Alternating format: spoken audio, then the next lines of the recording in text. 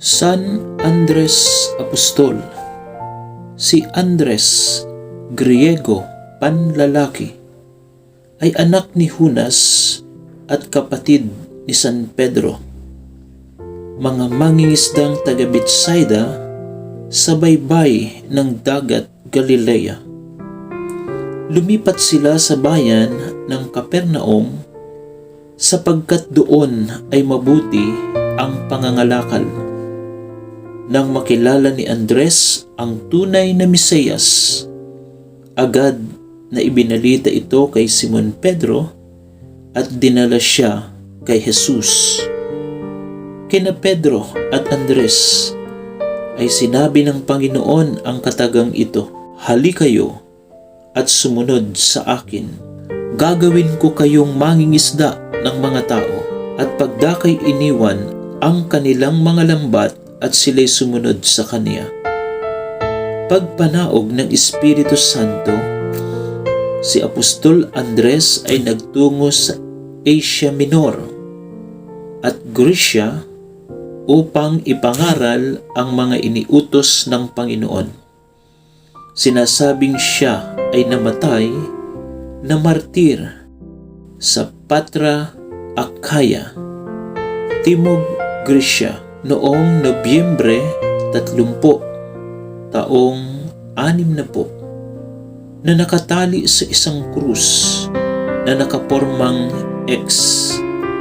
Pintakasi siya ng Russia at Grecia at gayon din ng Scotland sapagkat may nagsasabing ang sasakyang dagat na may dala ng kanyang relikya ay napadpad sa mga bansang iyon.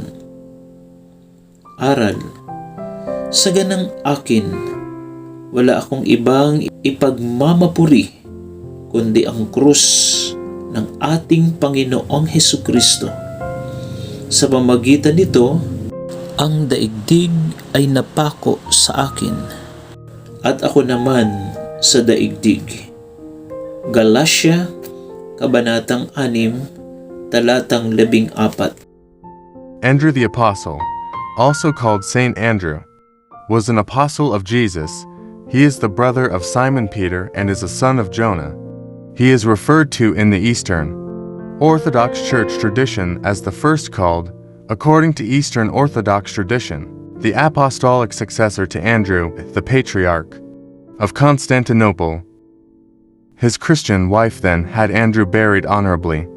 Saint Andrew is credited with numerous miracles.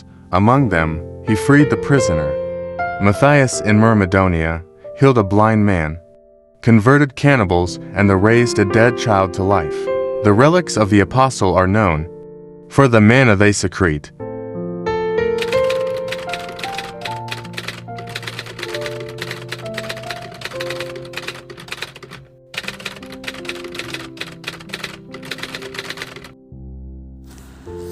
Hello mga ka-inspire, ayan, nandito nga po tayo ngayon sa Our Lady of Lourdes Parish dito po sa United San Pedro, Laguna.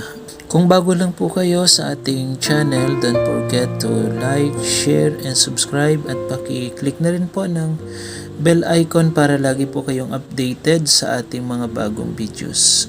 Paki-iwan na rin po ng inyong comment dyan sa ating comment box dyan sa baba po ng ating video para kayo rin po ay ma-acknowledge natin sa mga susunod nating upload.